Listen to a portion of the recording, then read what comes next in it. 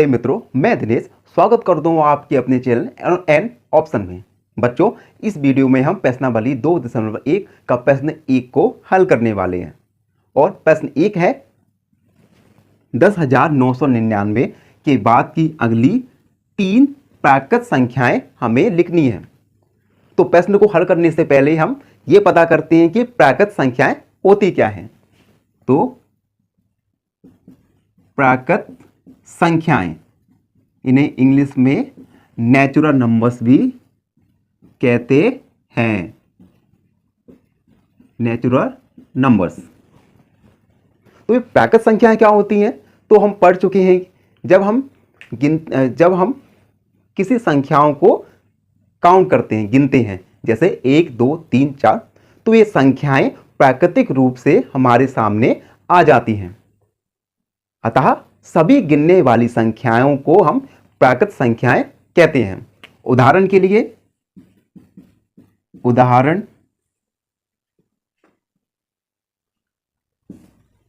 1 2 3 4 और जहां तक आप गिन सकें, सभी गिनने वाली संख्याएं प्राकृत संख्याएं होती हैं।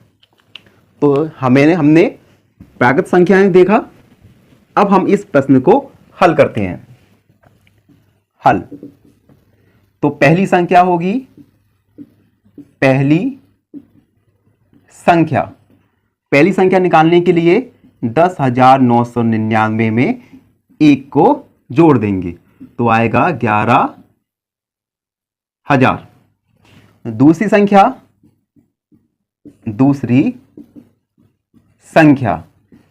संख्या निकालने के लिए 11,000 में 1 को जोड़ा तो 11,001। और तीसरी संख्या 11,001 में 1 को जोड़ा तो 11,002। अतः 3 प्राकृतिक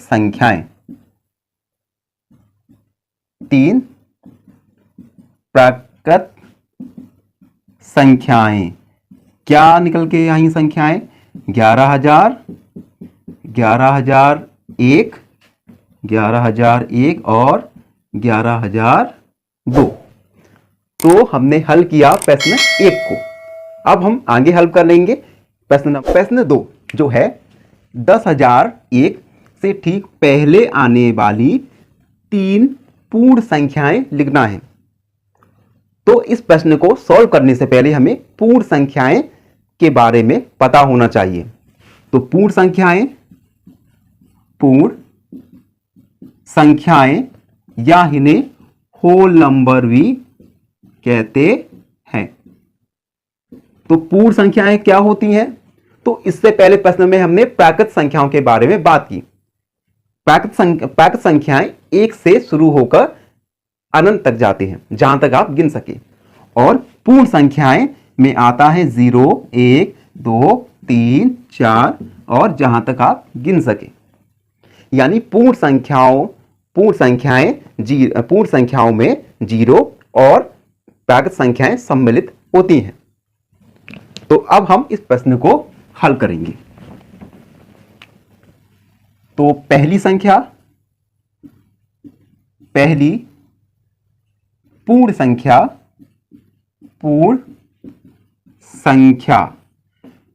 क्या होगी? और हमें पहले बताना है, यानी 10,001 से पहले की संख्या है। पहले की तो 1 को हम घटाएंगे, 1 में से 1 गया 0 0 0 0 1। पहली संख्या 10,000।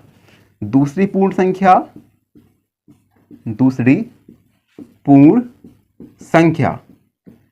पूर्ण संख्या आएगी 10,000 में 1 को हम घटाएंगे तो 10 में से 1 गया 9, फिर से 9, 10 में से 1 गया 9, 10 में से 1 गया 9। दूसरी संख्या आई 9,999। और तीसरी पूर्ण संख्या हम 9,999 में 1 को घटाएंगे तो आएगा 9,998। तो हम लिखेंगे अतः 10 1001 से पहले आने वाली पूर्ण संख्याएं क्या होगा?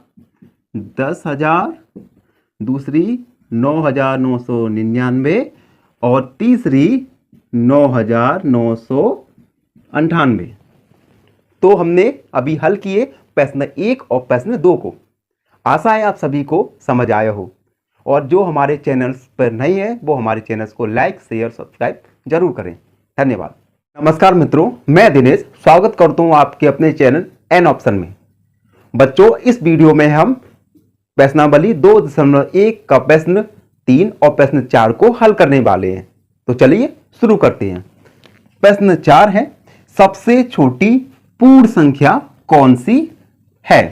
तो हम लिखेंगे हल। सबसे पहले हम पूर्ण संख्याओं के बारे में बताएंगे। पूर्ण संख्याएं, इन्हें इंग्लिश में होल नंबर्स भी कहते हैं, और हम पिछली वीडियोस में पढ़ चुके हैं पूर्ण संख्याएं 0 से प्रारंभ होती हैं। तो सबसे छोटी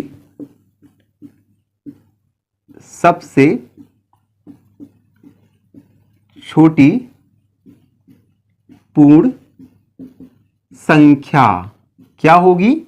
0 है। अब हम क्वेश्चन नंबर 4 को हल करने वाले हैं, जो है 32 और 53 के बीच कितनी पूर्ण संख्याएं हैं? तो हम हल करेंगे। 32 और 53 के बीच की पूर्ण संख्याएं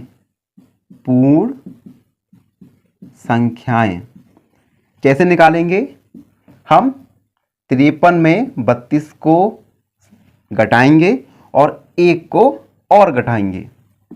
तो 53, 32 में से 1 को घटाया तो आएगा हमारा 31। 53 में से 31 आएगा, 31 घटेगा 22। अतः 32 और 53 के बीच कुल 22 पूर्ण संख्याएं हमें प्राप्त होती हैं। तो हमने क्वेश्चन नंबर 3 और क्वेश्चन नंबर 4 को हल किया। आशा है आप सभी को समझ आया हो, और जो हमारे चैनल पर नए हैं वो हमारे चैनल को लाइक, शेयर और सब्सक्राइब जरूर कीजिए। मिलते हैं अगली वीडियो में। नमस्कार बच्चों, मैं दिनेश स्वागत करता हूं आपको अपने चैनल एन ऑप्शन में। बच्चों, इस वीडियो में हम प्रश्नावली 2.1 का प्रश्न 5 को हल करेंगे, जिसमें आपको संख्याओं का परवर्ती, जिसे इंग्लिश में सक्सेसर कहते हैं, को निकालना है। तो चलो शुरू करते हैं। पहला है, हल लिखेंगे ए वाला, 24,40,701 का परवर्ती निकालने के लिए मैं बता चुका हूं कि आपको 24,40,701 में 1 को जोड़ना है परवर्ती के लिए। तो ये आएगा 24,40,702।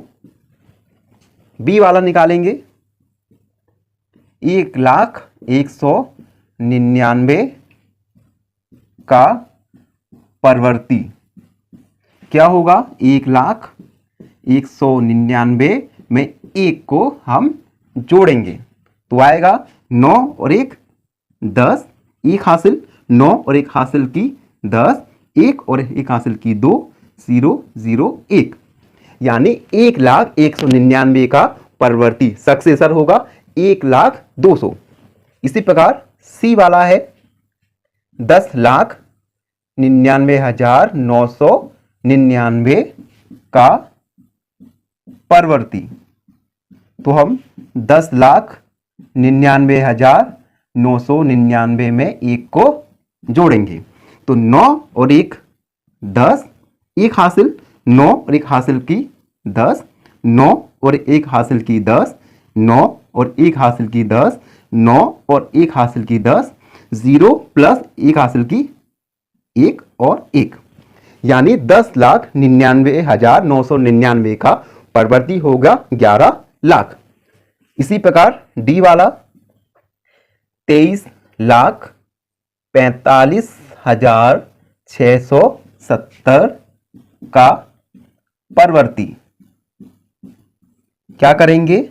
23,45,670 में हम एक को जोड़ेंगे तो आएगा 23,45,671।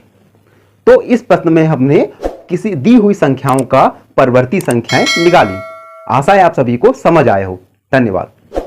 तो मित्रों, मैं दिनेश स्वागत करता हूं आपके चैनल एन ऑप्शन में। इस वीडियो में हम क्वेश्चन नंबर 6 को हल करेंगे। क्वेश्चन नंबर 6 में पूछा गया है निम्न के पूर्ववर्ती या प्रीडेसेसर निकालने हैं। और हम पिछली वीडियो में बता चुके हैं पूर्ववर्ती या प्रीडेसेसर निकालने के लिए हम दी हुई संख्याओं में एक को घटाते हैं। तो चलिए हल करते हैं। ए वाला 94 का पूर्ववर्ती तो 94 में हम एक को घटाएंगे तो आएगा 93। बी वाला 10,000 का पूर्ववर्ती तो 10,000 में हम एक को घटाएंगे तो 10 तो यह आएगा 10 में से एक गया 9 और 9 यानी 9,999। सी वाला 2,80,090 का पूर्ववर्ती तो 2,80,090 में एक को घटाया तो 10 में से एक गया 9, यहां पे 9 है, हमने एक कैरी दिया था तो यहां पे बचेगा 8 और 0 8 0 2 2,80,089।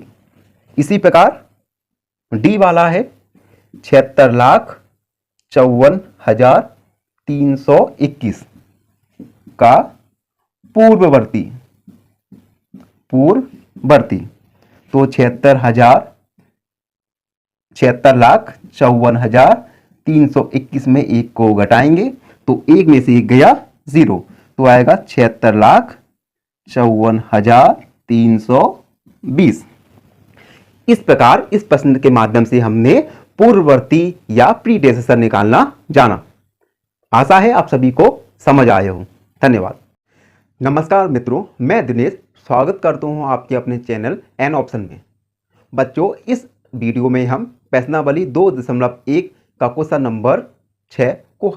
नंबर 7 को हल करने वाले हैं, जो है संख्याओं के निम्नलिखित युग्मों में से प्रत्येक के लिए संख्या रेखा पर कौन सी पूर्ण संख्या अन्य संख्या के बाईं ओर स्थित है, इनके बीच में उपर्युक्त चिन्ह का प्रयोग करते हुए इन्हें लिखिए।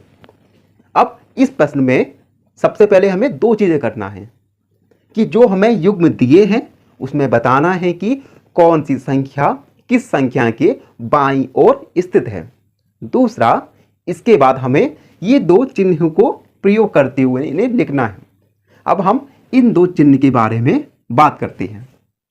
इस चिन्ह का उपयोग करते हैं यदि कोई संख्या किसी संख्या से बड़ी है, जैसे उदाहरण के लिए 4 बड़ा है 3 से, और इस चिन्ह का उपयोग करते हुए हम दर्शाते हैं कि कोई संख्या किसी अन्य संख्या से छोटी है।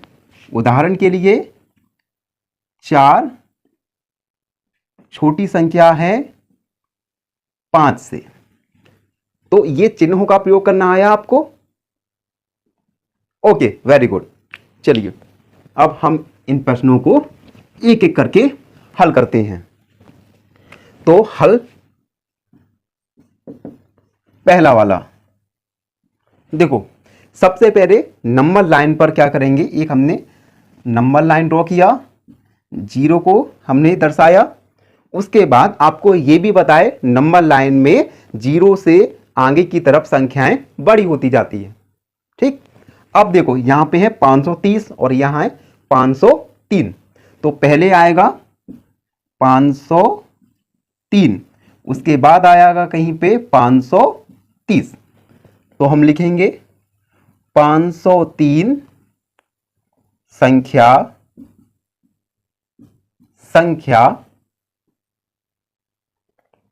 530 संख्या के बाईं ओर स्थित है। अब हमें चिन्ह का प्रयोग करना है। तो देखो 530 ये बड़ा है 503 से, तो ये हमने ए वाला हल किया। अब हम बी वाला हल करेंगे। बी वाला है हल बी वाला, तो फिर से नंबर लाइन देखेंगे। नंबर लाइन में 0 को हमने दर्शाया, उसके बाद इन दोनों संख्याओं में 370 बड़ी संख्या है 307 की, तो नंबर लाइन पर 307 पहले आएगा और 370 बाद में आएगा। तो हम लिखेंगे संख्या 307 संख्या 370 के बाईं ओर स्थित है। और बाईं ओर स्थित है तो 370 बड़ी संख्या है, तो हमने साइन लगाया बड़ा वाला 307 की। अब हम सॉल्व करेंगे सी वाला हल है। एक नंबर लाइन बनाएंगे 0। अब देखो 98,765 ये बड़ी संख्या है 56,789, तो सबसे पहले आएगा 56,789, उसके बाद आएगा 98,765, तो हम लिखेंगे 56,789 संख्या 98,765 के बाईं ओर स्थित है। उसके बाद हमें चिन्ह का प्रयोग करना है।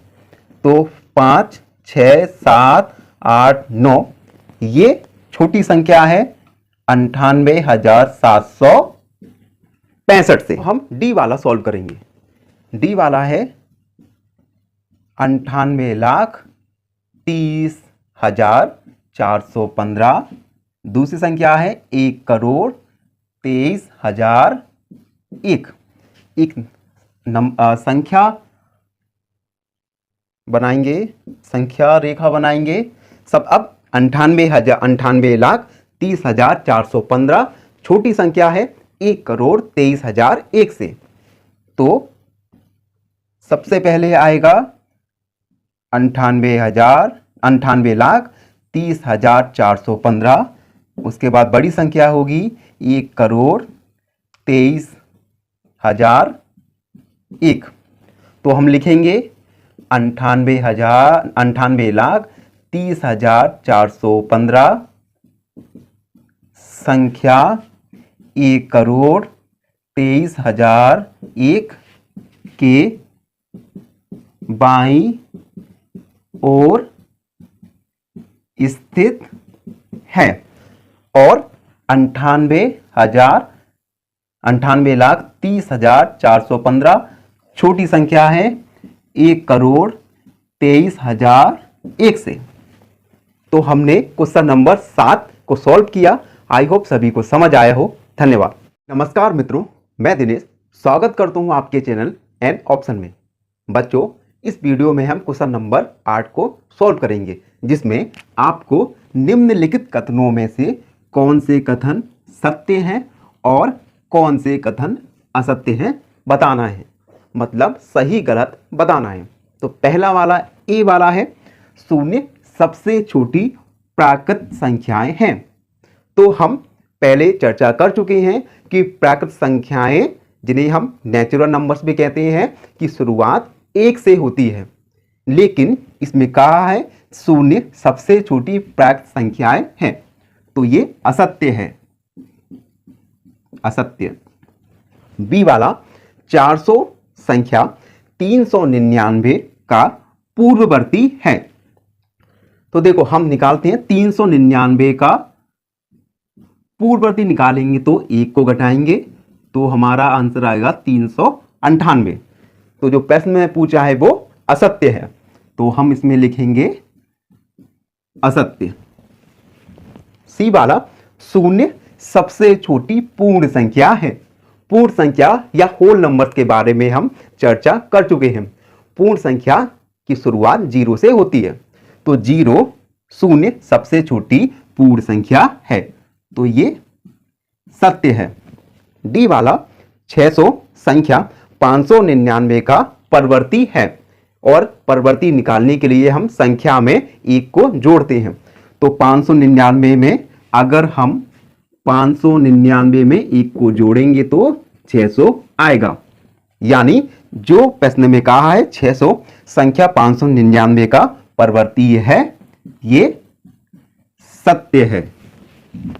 उसके बाद ई वाला सभी प्राकृत संख्याएं पूर्ण संख्याएं होती है। अब देखो प्राकृत संख्याओं का प्रारंभ 1 से होता है और पूर्ण संख्याओं का प्रारंभ 0 से होता है, तो सभी प्राकृत संख्याएं पूर्ण संख्याएं होती हैं, तो ये सत्य होगा। एफ वाला सभी पूर्ण संख्याएं प्राकृत संख्याएं होती हैं। अब देखो पूर्ण संख्याएं होल नंबर्स की शुरुआत 0 से होती है, लेकिन प्राकृत संख्याओं की शुरुआत 1 से होती है, तो ये कथन असत्य है, असत्य, असत्य है ये। आगे हम जी वाले को हल करेंगे। 2 अंकों की पूर्ण संख्याओं का पूर्ववर्ती 1 अंक की संख्या कभी नहीं हो सकती। हम एक एग्जाम्पल लेते हैं, उदाहरण, जैसे हमने 2 अंकों की पूर्ण संख्या ली, उदाहरण के लिए हमने लिया 10। 2 अंकों की पूर्ण संख्याओं का पूर्ववर्ती, अब पूर्ववर्ती निकालने के लिए हम 1 को घटाएंगे यानी 9, और प्रश्न में कहा है 1 अंक की संख्या कभी नहीं हो सकती, लेकिन 10 का पूर्ववर्ती 9 1 अंक की संख्या है, यानी जो कथन दिया है वह असत्य है, असत्य है। उसके बाद जी हो गया एच, 1 सबसे छोटी पूर्ण संख्या है, और पूर्ण संख्या या होल नंबर्स का प्रारंभ 0 से होता है, तो 1 सबसे छोटी पूर्ण संख्या है, ये कथन असत्य है, असत्य है। आई वाला प्राकृत संख्या 1 का कोई पूर्ववर्ती नहीं होता। अब देखो प्राकृत संख्या का प्रारंभ 1 से होता है, तो 1 का कोई पूर्ववर्ती प्राकृत संख्याओं में नहीं होता, तो ये कथन सत्य है। जे वाला पूर्ण संख्या 1 का कोई पूर्ववर्ती नहीं होता। अब देखो पूर्ण संख्या का प्रारंभ 0 से होता है, तो 1 का पूर्ववर्ती 0, 0 भी एक पूर्ण संख्या है, तो ये कथन असत्य है। के वाला पूर्ण संख्या 13 संख्याओं 11 और 12 के बीच स्थित है, तो इस प्रश्न को हम नंबर लाइन की सहायता से सॉल्व करेंगे। तो ये 11 और ये 12, तो पूर्ण संख्या 13 संख्याओं 11 और 12 के बीच स्थित होती है नहीं, तो ये कथन भी असत्य है। एल वाला पूर्ण संख्या 0 का कोई पूर्ववर्ती नहीं होता, तो ये कथन सत्य है, 0 का कोई पूर्ववर्ती नहीं होता। आखिरी वाला 2 अंकों की संख्या का परवर्ती सदैव 2 अंकों की एक संख्या होती है। इसे समझने के लिए हमने क्या किया, 2 अंक की संख्या ली, इनका परवर्ती निकाला, परवर्ती निकालते हैं तो 1 को ऐड करते हैं तो आया 3 अंकों की संख्या, यानी जो कथन दिया है ये कथन भी असत्य है, असत्य है। तो इस प्रकार हमने प्रश्नावली 2.1 को सफलतापूर्वक हल कर चुका। आशा है आप सभी को समझ आया हो, और वीडियो को लाइक, शेयर और सब्सक्राइब जरूर कीजिए। धन्यवाद।